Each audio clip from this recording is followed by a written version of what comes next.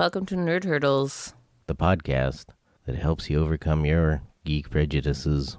With snark. With snark. Sorry, I have to send a very important text message about air conditioning. Oh. Because it's hot. It's hot summertime. Yep. Do you know where it's not hot summertime? Maybe Iceland. In the Upside Down. Oh, yeah. In Hawkins in general, but in the Upside Down it seems to be particularly cold. But is that snow? Or no, is I that... just meant because that kid was shivering. Oh, yeah. And it was all blue. Yeah. Stranger Things. Stranger Things. A Netflix kind of vaguely original series. Yeah. A Netflix unoriginal series. Yes. I guess maybe what they should have tagged it with. That would have been pretty funny. And accurate. Mm-hmm. But, originality. Overrated. Overrated. Just give the people what they want. Well, and I guess the thing about it that works, though, is like it's completely unoriginal, but it's a new format for that story. Yeah, well, I mean... Like the arc, multi-episode storytelling of it. Right, yeah, because it's, for the one person listening who doesn't know what Stranger Things is, it is a very 1983 toned, paced, character-styled horror story, done in the style of, most noticeably at first, Steven Spielberg, and then it goes into sort of more of a John Carpenter storyline and more Stephen King-y as it goes on. But very much that Joe Dante, Steven Spielberg kind of feel about it, just the way people talk and definitely the way they look. They got the look down perfect.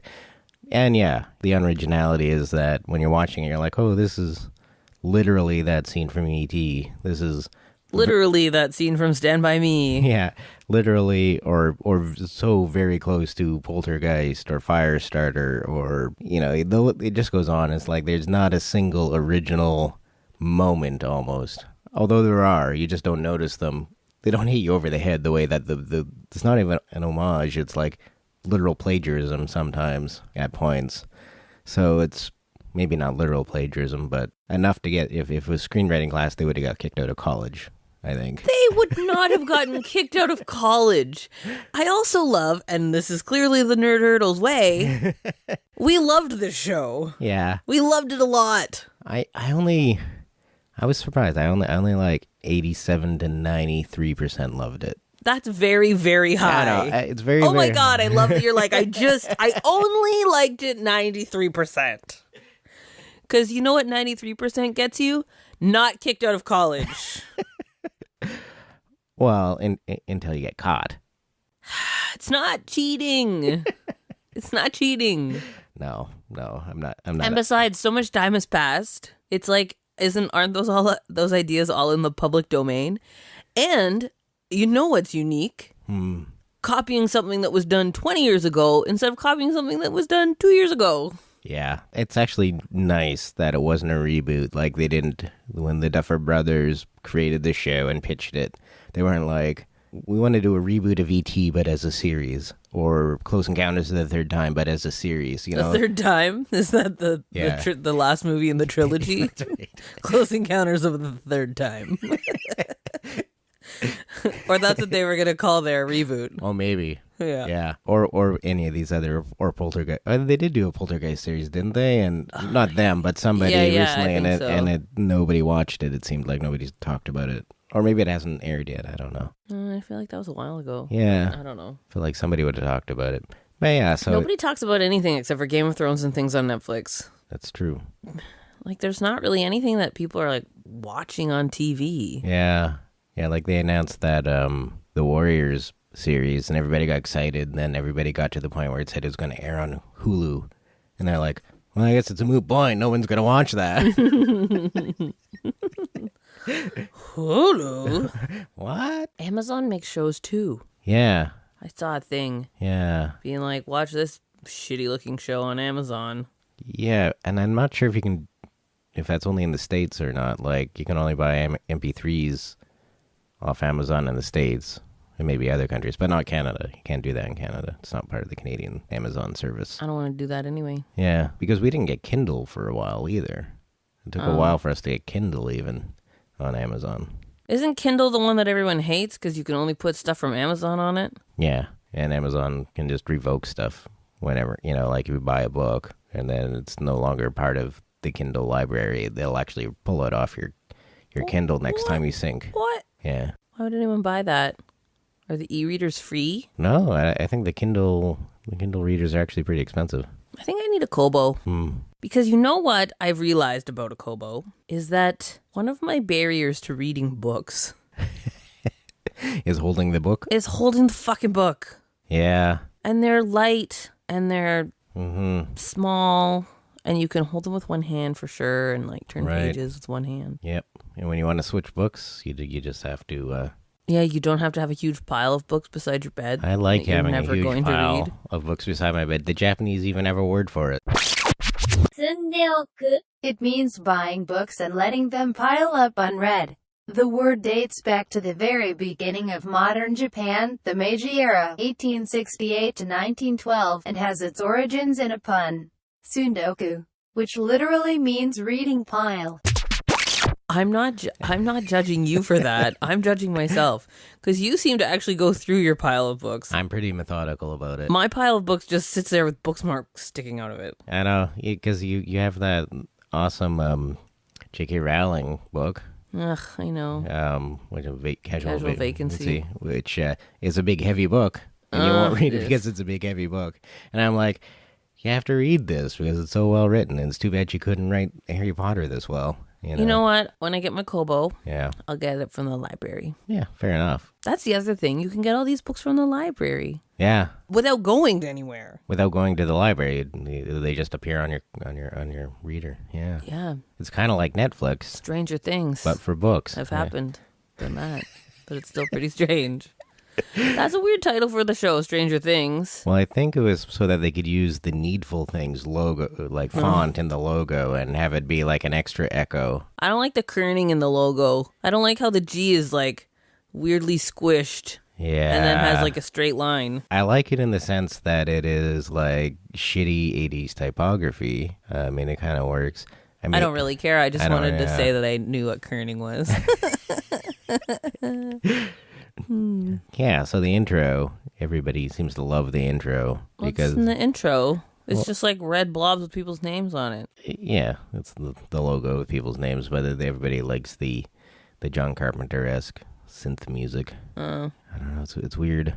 It's weird out of like a little thing like that. Like in some ways, who is this? Everybody likes that. People on the internet. Which people? The weird nerdy music people that you're friends with? Yeah, I guess so. Because I feel like most people wouldn't even notice that. People like Matt V. Oh, yes. I did see that post about people really wanting to know who was behind the score. Mm-hmm. That's nerdy. It is, because I didn't think it was that good.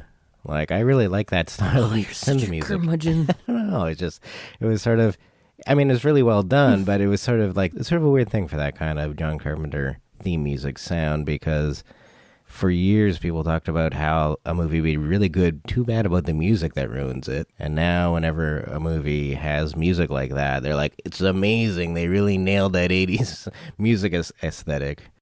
And some of it is enjoyable. And certainly when I watch Big Trouble in Little China, I don't wish that the music was better. Right. Well, I mean, it's part of that nostalgia piece. It sticks you in that time. Yeah. Which, I mean, works really well for Stranger Things. Yeah, it's just kind of interesting how corny synth music seems to is cool take you somewhere. Yeah. I think it's well cast.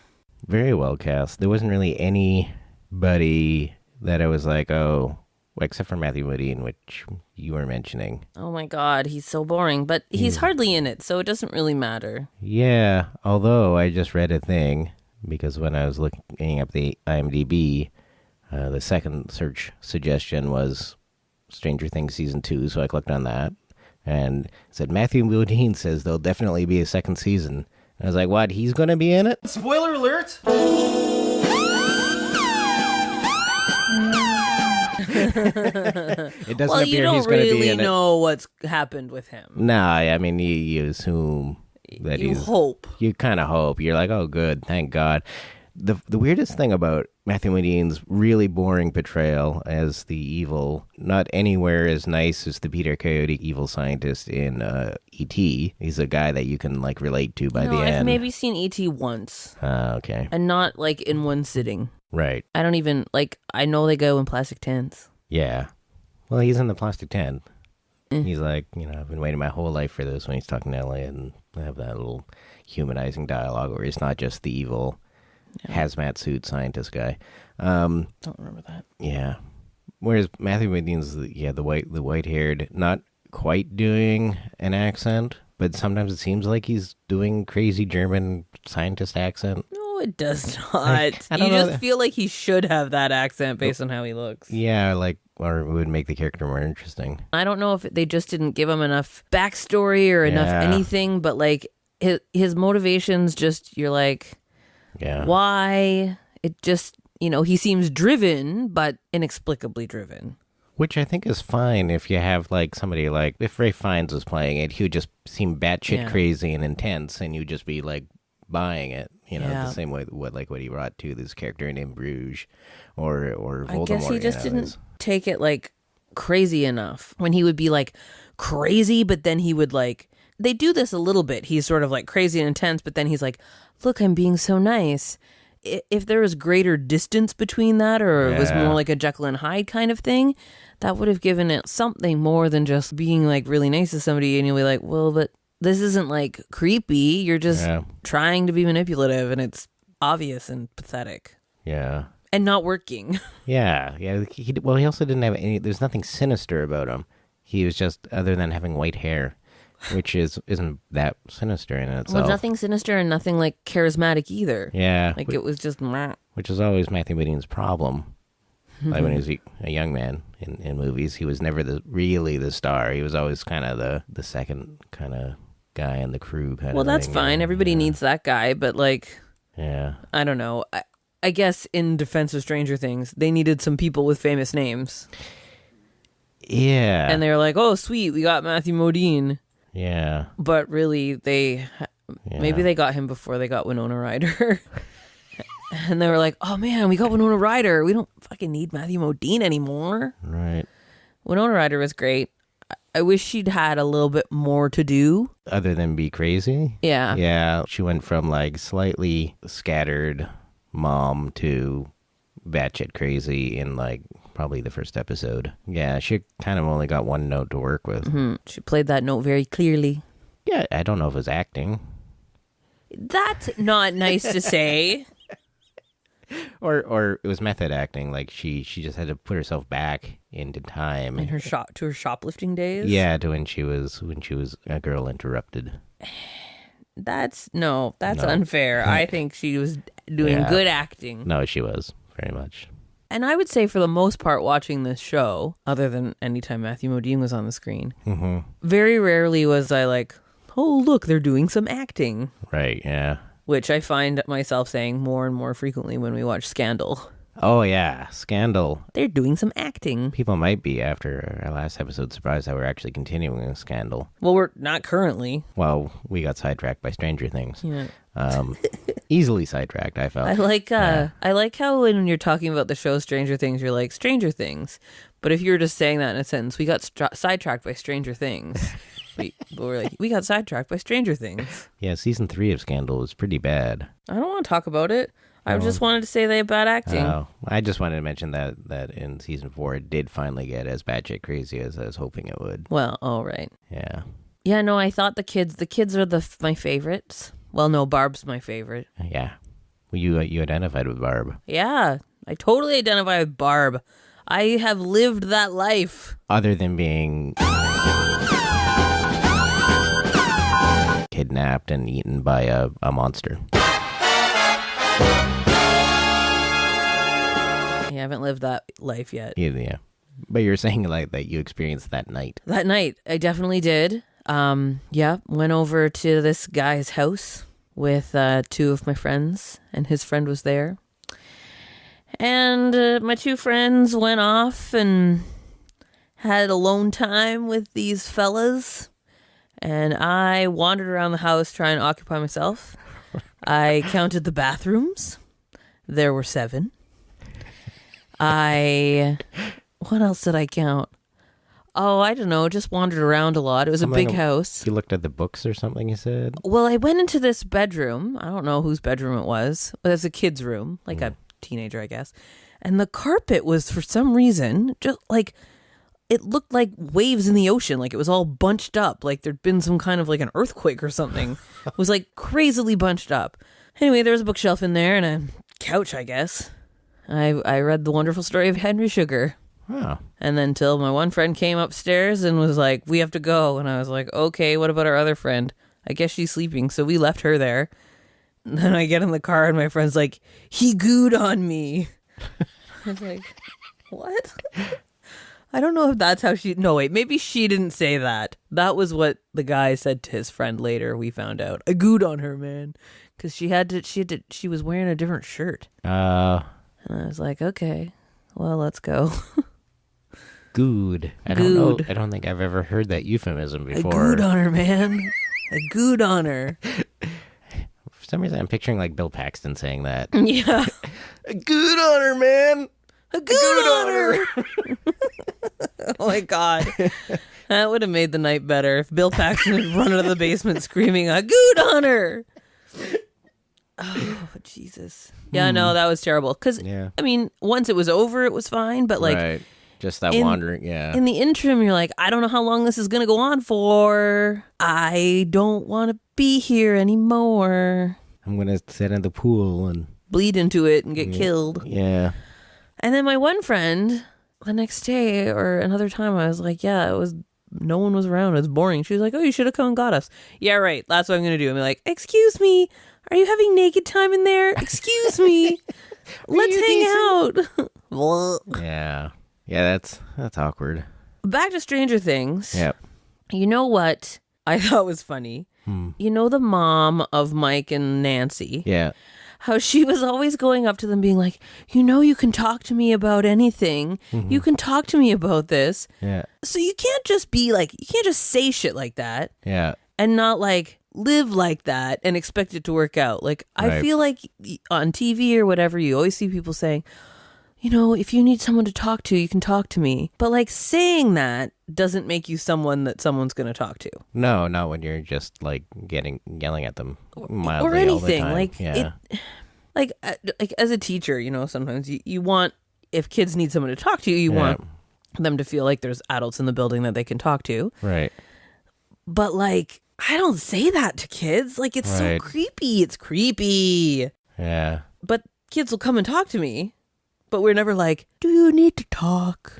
Is there something you'd like to talk about? It's a very parent thing to say, though. She wants her to talk to her, but she doesn't know how to. Oh, no, I'm not saying there's anything wrong with it. It's just, it got me thinking about how people say that, and it's not, it's not one of those things where like saying it makes it true. Yeah. Well, I mean, and she proves that because when the girl does talk to her, she yells at her. Yeah. What I liked about her was she was like attractive mom actress, but they managed to find a woman with like the facial type that was considered attractive in 1983. Yeah. Like she was such an archetypical, like this is the sort of early mid 80s. This is what a beautiful woman looked like. And whereas now she'd have like a different face shape, for a mom in a TV show. Like the sister in that 70s show, Foreman's sister, she was very 1970s pretty, but not really 1990s pretty, but she looked perfect for the hot sister in that show. So it's kind of interesting how like different face shapes are attractive or the ideal for different periods of pop culture. It's true, because her face shape was kind of like, what's her name from, the show with all the girls and they live together and they're kids and they like, there's Mrs. What's her name? Blair? Yeah. And Blair's hair too. The Farrah Fawcett hair. But that fuller cheeks kind of thing. Yeah. What is that show called? Facts of Life. Thank you. Yeah. We rewrote the lyrics to the Facts of Life to make it the Freaks of Life. Oh. And it went, you take the good, you take the bad, you make them fuck, and then you have the Freaks of Life. The Freaks of Life. I don't think that's really how genetics work. I don't think so. And I don't think you just, like, the good and the bad, like, Yeah. I think you need to be a little more selective. I think you have to be more like, you take the sister, you take the brother, you make them fuck, and there you have the freaks of life. That doesn't fit in the song. No, there's too many syllables. Yeah. Take the sister, you take the Is bro. it about art or is it about science, Jacob? What is it about? Yeah. That was in high school, too. That was not like a little kid time. No, of course not. Not cool. See? Barb. It is something that maybe you'd see Dustin and Lucas and the kid I can never remember his name. Dustin. Dustin I remember now. Mike. Mike. It was Dustin who we couldn't remember his name, though. Yeah, but once we figured out it was Dustin, then it was in my head. We never figured out it was Dustin. Well, they said his name and I figured it out. So there was no we there. That There's was no just we, you. and figuring out was just hearing the name. Right. I figured it out. Eureka! But yeah, they would sing a song like that. Are they in high school? No, they're not. They're 12. So Yeah. I'm just saying. you're just pointing out other ways that I'm a loser. No, I'm trying to segue into talking about the trio of boys. Right. Which I think one of the things that people really liked about E.T. and the Goonies was just how well it nailed actual child interactions with each other, or young teen interactions where it's actually believable, has all the over-talking, all the random excited bursts of energy, the emotionally irrational outbursts, and I don't know, it's very natural and very well done in a way that then you suddenly realize most of the time when you see kids that age on TV or in movies, they act like Little adults. or not even, I don't know, like something that isn't even human. Right. Yeah. Like something so weird. Again, maybe because they're just making them talk like little adults or act like little adults or people with Well, they're no definitely giving them personality. things to say that kids would never say. Yeah. Yeah, and so they deliver them like they're lobotomized or something because it probably feels so unnatural to them. But they're also often not central characters. So, Yeah. Yeah. Yeah, no, they were good. They were funny. Yeah. I don't, like, did they just luck out with that kid having no teeth, or did they, like, CGI them out? Took a ball peen hammer to him, I guess. Ball peen hammer. This picture of him, he has his mouth closed. How dare he? Yeah. What's the actor's name? Gaten Matarazzo. Wow. Gaetan. He was in something called The Blacklist in 2013. No mention of him having or not having teeth. He looks kind of like Tyrion Lannister. I guess in a way. Just in some of these pictures. Yeah. He is so cute. Well, in this picture, he has one tooth missing. He was in Les Mis on Broadway, I think. Oh, he was in Priscilla, Queen of the Desert, He was the son. I guess. I don't think the son has much to do in the musical. No. But he was Gavroche in Les Mis, the little boy kid. They're not on the poster kid. No, that's what's that kid's name? Cosette. Yeah. Anyway, Yeah. they're lucky his teeth look so cute for that. Yeah, it added something to the Some authenticity. to the dynamic. I mean, there's always, like, with bullies and stuff, you're like, why are those kids getting bullied? They're just, none of the other kids in the school are any dorkier looking. Well, At those least that other guy- kids are probably getting bullied too, though. Yeah, I know. I felt like it added another, let's see why that kid would get bullied. Mm-hmm. Although he seemed to be the kid that cared least about being bullied. I like the whole thing where he's talking about how he wasn't the best friend because he didn't move there until grade 4. And it's so funny because that's so real. That's like, like kid logic. Like, you're new here. Yeah. You came like the second day of class instead of the first day. Yeah, and the girl who played 11 was very good. Millie Bobby Brown. I feel like if I was named Millie Bobby Brown, I would take the Bobby out. Yeah. I wouldn't replace it with Chris either.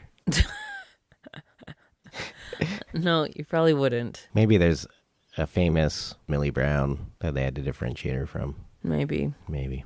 No, she's good. Yeah. And super, like, understated, right? Yeah. Like, I think maybe that's a lot of what's good is that Yeah. I think it's probably, it's the direction for sure, is like Yeah.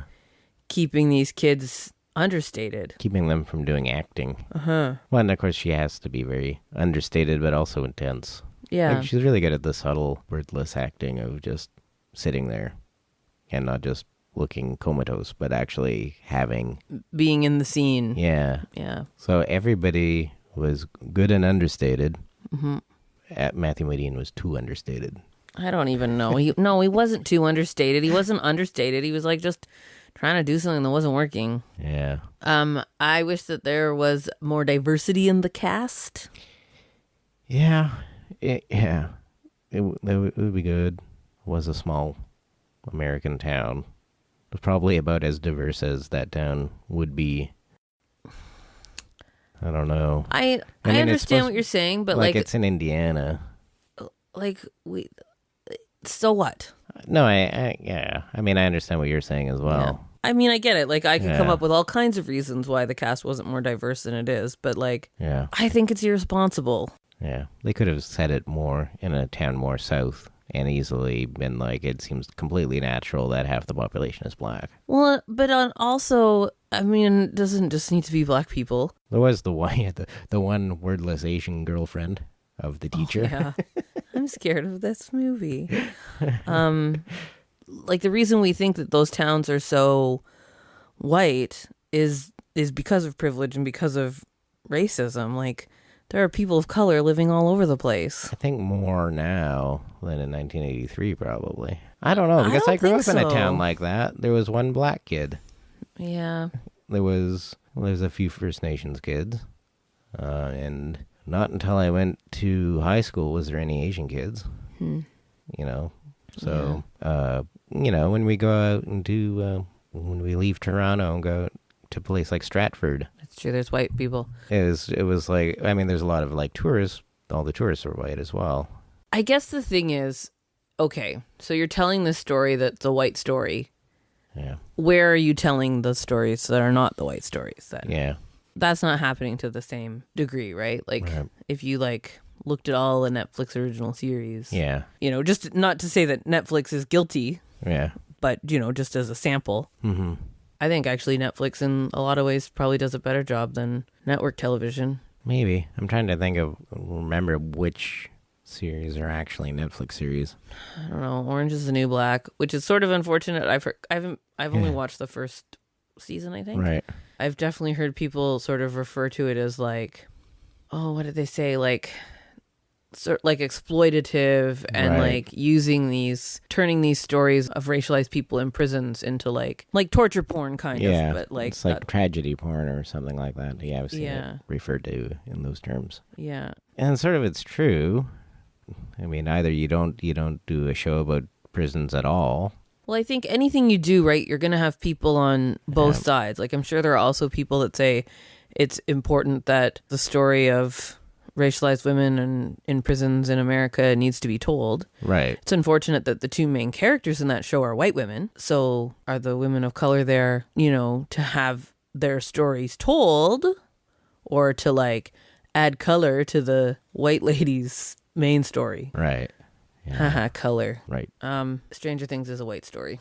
Very much so. And the other thing, these are my only two sort of like sticking points, is that there were some very strong female characters in it, but like they seem to be kind of like special in some way, or like there wasn't any female characters that got as much screen time that were like the dad or the two bumbling cops.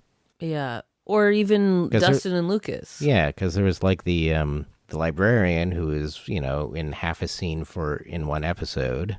And then I guess there was like I don't know, she was some sort of a secretary or executive assistant to cops. The cops. The glasses. Yeah, but she's barely there at all. There's and then there's the psychotic henchwoman. But, so she's... And the only cool character is Barb, and she lasted for like 2 episodes. 1.5, I guess, really, technically. Probably. Yeah, because What's-Her-Face doesn't have any other friends. Well, I guess Nancy is her non-friend, her frenemy, girlfriend of Steve's buddy. Yeah. Yeah, so there aren't any. Carol, that's her name. So you have like the moms, and then the. Well, the one mom is just nothing. She's just like 80s TV mom. Then Winona Ryder is just crazy. Yeah, and then Elle is superpowers. Yeah. But no, like, there's no character development for her, really. There's no, like... Right. Anyway, I mean, if that show was made in the 80s, Elle probably wouldn't have been a girl. It would have been E.T. And... Maybe E.T. was a girl. Whoa. Well, oh my God.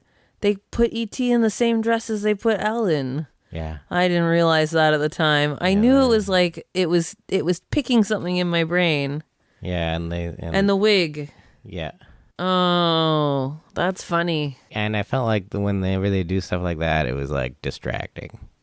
It's like, you guys are better than this. And at the same time, it's funny. It was subtle enough. Well, I think if her story was mirroring E.T.'s story so much, like... She never rode in the basket of the bike, Jacob. No, that's true. She didn't fix his wounds with a glowing fingertip. That never happened. Elliot. She did speak like that a few times. Mike! So here's something I've noticed recently about shows, since we've had the air conditioning on. Oh my God, they're so fucking quiet talkers. Shows never used to have that much whispering in them, did they? Like when people sit down on a couch, they start talking like this. No, they didn't have that much whispering. It's because everybody's meant to have giant TVs with surround sound. Yeah, so they assume people can hear this. The voice tracks used to be compressed to all be the same level. So if somebody was whispering, it was like, whispering, you can hear it fine. Not that creepy and psychotic sounding, but just you're going to die. That's Jacob's pillow talk, listeners. Yeah. But it's also kind of, I feel like it's slightly unnatural. Like they do it in Scandal a lot too, and even more so in Stranger Things. Is like people don't whisper that much to each other. I feel like. What do you mean? We whisper to each other all the time. What do you want for dinner? Potatoes. Yeah. Do you think we should have? Sorry, I can't hear you. Whispering Pardon intensely. me. What was that? Yeah. And worst. It's a little bit worse in Scandal because they're either whispering or screaming at each other. Well, and in Scandal, somebody will say something, and one of us will be like, what do they say? And we'll be like this. It doesn't matter. And then we don't even go back to find out. Yeah, because Scandal is that kind of template writing where you know what the objective of the scene was, so... It doesn't matter what anyone actually said. Yeah. It's a great show for playing games on our cell phones on. It's true. Yeah. But sometimes you miss amazing moments. Yeah, well then we were, then somebody's getting a drill to the teeth and you have to watch. But... So when we were watching it and there was like one episode left, I'm like, this isn't going to be all tied up. They did tie up most of the things. They tied it up enough to be satisfying. Yeah. And then leave enough Darth Vader spinning into space for if there is a second season that there's lots of stuff to pick up on. Yeah. Supposedly leaving Eggo's in a weird lockbox in the woods. Yeah. That was strange. Yeah. Stranger Things. So they're like, why him? Why is he the guy doing that? Because he wants a daughter. But how did he know? What happened when he was taken away with those guys in the car? And I actually did like the way they referenced it when they got to the end of their D&D campaign. And Dustin was like, what about all these loose ends? Yeah. and everything was like a metaphor for what had happened in the show. Yeah. Sort of like, what about the princess who went missing? And where did the prince go on his journey? What about those weird flowers in the cave? It's like, oh yeah, these are all things that need to be explained. Yeah. Or could be. But it was all, really appreciate how they wrapped it up in a way so it actually had an ending. Yeah, like if there is no more, it's still like... It would be, it'd be fine. Because lots of movies even end like that, right? Where you're like, whoo, everything's fine. And it's like, dun, dun, dun. And then Mike is puking up a slug. Will. Oh, Will, right. Will. And that's the other thing, too. That kid was the best. Yeah. Then he wasn't in the whole thing. Yeah. Although then when he was back at the end, I was like, no, I don't know if he's the best anymore. No, he's kind of Culkin-y. He is Culkin-y. Yeah, that's probably why we liked him. You're Culkany. Yeah. That's probably why we said that he was you. Yeah, probably. I like the older brother. You called him a poor man's Edward Furlong, and I called him a poor man's River Phoenix. Right. Kind of a transporter accident. I guess so. Steve ended up being a pretty good character. Oh, man. I would say one of the best scenes in the whole series is when he comes in and is like, I just want to apologize for being a dick. And they're like pulling guns on him and telling him to leave and making him jump over bear traps. And he's just like, what's happening? What's happening? Which is amazing because it's like, you know, you watch a show and you're just like, yeah, this is what they're doing. This is totally normal. And then to sort of throw that person in to just point out how fucking crazy it is. Yeah. Is kind of nice. Because he hasn't been on the journey with everyone else. Yeah. And what's happening? What's happening? Oh my God. And he was another guy that I felt like was cast for having a 1980s face. And giant hair. Well, anybody can be given giant hair. How did he have that much hair? No, not anybody can. I had a student this year with like that much hair. And he was so funny about it. Like, he got a haircut and he was like, oh no, I don't like how it is. And he would like wear like little hairbands or whatever to like try to like, I don't know. He had this magic hair that would kind of like sort of stand up and then like move like cool. Like, it was just amazing. It was like shampoo commercial hair. So Steve had similar hair, only in a really ugly haircut. Nice haircut for the time. Yeah. Yeah. I like how you sounded all defensive about that. Hey, we didn't know better. Yeah, because at that point in time, is it meant to be 83? I think it's meant to be specifically 83. So in 83, I was 5. I would have been pretty much the age of the kids. Yeah. Yeah. I guess I would have been like 10. I would have been 11. So... Yeah, so it was like perfect nostalgia. I definitely had Will's haircut. Yep, you definitely did. Yeah, and some of his horrible shirts were very similar, horrible shirts. He only had a couple shirts in the show, being in only a couple scenes, but it was like, ugh, yeah, that style of shirt is terrible. I had that. What style of shirt does he have? I don't know. It's sort of like there's a band across, and then the sleeves are like a different color or something like that. It's like a t-shirt?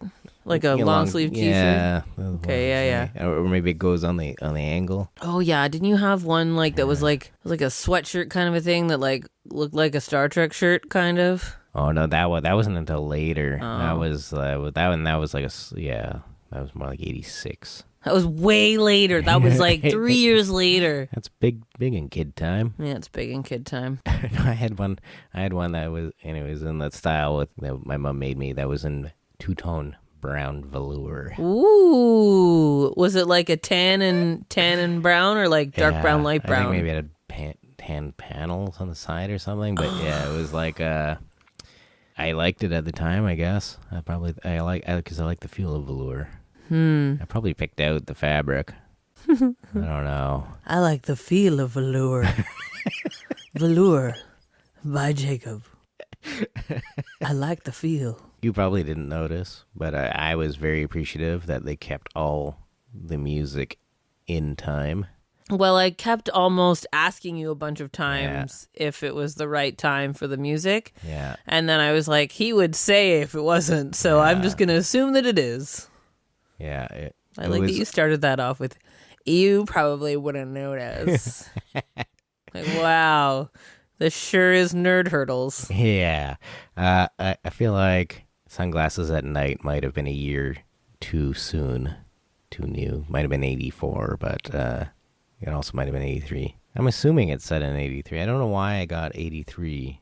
I feel like it was on the beginning. It was like, such and such town, 1983. But I don't know if I'm going to find it here. Yeah. On November 6th, 1983, in Indiana, 12-year-old Will Byers vanishes instantly. Vanishes instantly? Yeah. This is Wikipedia I'm reading this off of. It could be edited. Yeah. Are you checking Sunglasses at Night now? No, I'm not. You should. Check it. You can't say stuff like that and then not check it. It's not what we do on Nerd Hurdles. We're a research show. Yep, it wasn't released until January 1984. Oh my God. Yep. Oh my God. Anachronism. Total anachronism. Musical anachronism. Wow, you're a real piece of work. You are a real piece of work. But released on, like, maybe the record wasn't released, but the song was already out. Released on January 1984 as the first single from the debut album. It was recorded in London in 1983. I don't know. I mean, you could maybe say that the DJ's got an advanced copy and we're playing it on the radio in the small Indiana town. A really hip DJ ahead of the curve. But, I mean, it's only a few months away, November to January. Mm-hmm. When was that song playing? When Steve is pulling up, and then he like climbs up on Nancy's roof and sees Nancy in what's his face in Nancy's bedroom. Jonathan. That's right. That's why I can't remember his name. It's too boring. Like you can't remember Will and Mike. Yeah, I could only remember Lucas. I could only remember Lucas because that's a George Lucas reference. Oh man, I also really liked when Dustin was like saying that the police chief was gonna Lando Calrissian them, and then Lucas was like, "Lay off Lando." He's all I got. Yeah, that was pretty good. Yeah, he pretty much was the only black nerd hero character for the only black kid in an Indiana town at that time. Well, but then they point that out in the show that has only one black kid in it. Yeah. I mean, there's the other black cop. I like the bumbling cops. They were funny. Yeah, they were really good. Yeah. And when I was using them as an example of there weren't any women characters like that. Oh yeah, no, I know. It was just that. Yeah. I know. I liked that scene where the mom was yelling at the cop, and then the chief was there, and every time the mom would look at the chief, the cop would be in the background being like, "She's crazy." Well, that was good because, like everything he says does sound snotty. Mm-hmm. So he's just, like, speaking facts, and the mom's getting mad at him for... Yeah. Yeah, they were good characters. I couldn't... I mean, I didn't know... It was weird because I didn't know if the black cop was supposed to be, like, Lucas's dad, because he had the exact same, like, skeptical attitude about everything that Lucas had. Like, I had the same personality, which was weird, I felt like. But it was like, if that was Lucas' dad, that would be mentioned at some point by, hey, my dad's a cop. Let's go talk to him about this problem. Yeah. So it was obviously wasn't. And I was like, oh, it's unfortunate that they have, that they fulfill the same role in those trios, you know. But otherwise, yeah, really good show. Other than all the shit we just said about it, as is the Nerd Hurdle's way. I think... Great show. Yeah, I was trying to think of... Jacob gave it 93%. I think it was like I was trying to think of a couple things. One was, would I have liked it more without all the blatant sort of plagiarism and direct copying callbacks, if you want to call them, or whatever. Mm-hmm. And then it was sort of like, well, what would they have put in instead that would still have that old feeling? Because once you start doing something original, you'd take it out of that milieu in a way. But no, I think it made it cute, and I don't think it was too distracting. Yeah. I mean, it's not like the story was so deep that you tore you out of it. Like, it was... Well, it's sort of... Yeah, It was just little moments where I'd be like... Yeah, I don't know. I guess it was just sort of like, well, You're the fucking nerd that they put that shit in there for, and then you're like, I don't like that you put it in there. I think it was sort of like I got over the feeling, the nostalgic feeling after like 2 episodes. It was like, that's enough. Or not like that's enough, but like... Okay, I get it. Okay, I get it. And then at that point, it was sort of like, well, I would actually like to be watching a new story at this point, or new ideas. And because I've seen those movies so many times, it's like when you rewatch something you've seen 12 times, it's sort of like, you might get a bit of a nostalgic feeling, but you're not really entertained by the story anymore. So it's your fault for watching things 12 times. It was 1983. What the hell else was I going to do? Nothing to do in a small town like that. Go outside. We don't have a portal to an upside down world. Go through the gate. The other thing I was wondering this morning, because somebody posted a dummied up old VHS copy of Stranger Things. Oh, nice. It was like, I wonder if you could edit it down to a 2-hour movie. Oh, for sure you could. And if it would still be cohesive and good. You definitely could. I think you'd lose some of like what I like about those sort of arc shows is that you get to know the characters more. And I've kind of felt like you didn't. Like, out of 8 hours of show, I felt like we didn't get to know those characters quite as much as we should have. I feel like we got to know the boys pretty well. The boys, for sure. Yeah, Winona Ryder's character, not so much. But there was a lot, there were a lot of stories happening. I guess if it was a movie, there'd probably be some stories that would be cut out. Yeah, it would either be just the Mike crew, or it would just be Nancy and Jonathan and Steven dynamic, or it would just be the Winona Ryder story, I guess, or primarily maybe these other characters being able to play a little. So I guess if you're going to do an edit, or like a whatever you call it, a supercut or whatever, it would be you'd have to decide who is going to be the main characters. I would pick the boys, and then how much of the other stories you would... I think you'd still need the Winona Ryder story. You would need that. And the police chief. I think you could probably get rid of Nancy and Steve and all that. Actually, I guess you could. You could cut that out because... They didn't actually achieve anything. They didn't achieve it. They didn't really discover anything because the police chief discovers the rift himself. It was like you said at one point, wow, if these people just got together and pooled their knowledge. Yeah. Because they're all working on it on their own. All you would have needed, I think, is for Nancy to get, you could have Barb go missing still. Yeah. But more in it would be in the movie, it would be like the teenagers getting naked scene. Yeah. It is always in a movie and you're like, why is this in here? Yeah.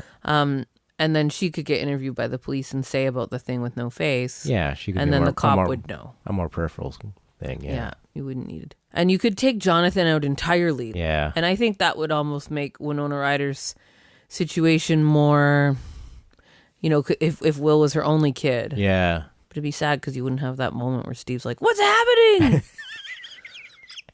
So they were worth it for that. Stranger Things. They happened. Have happened. Yeah.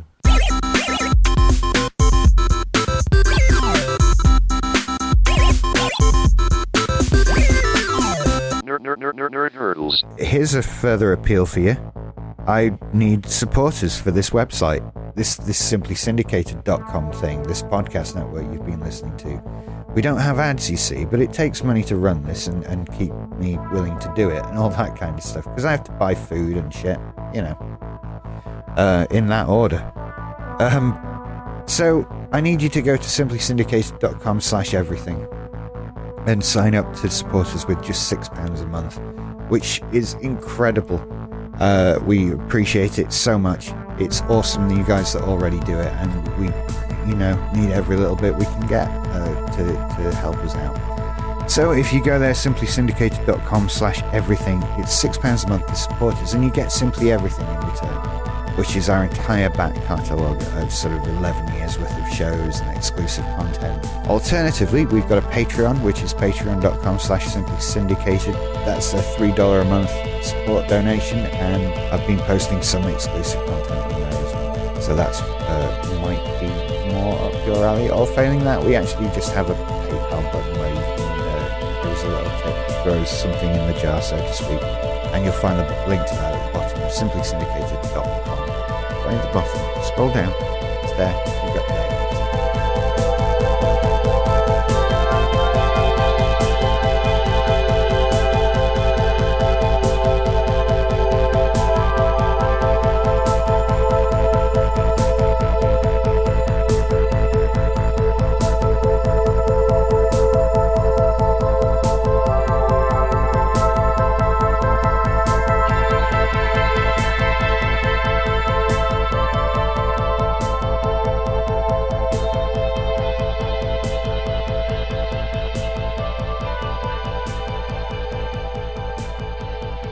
You have been listening to Metroscape from the album Mind Thief by Babel.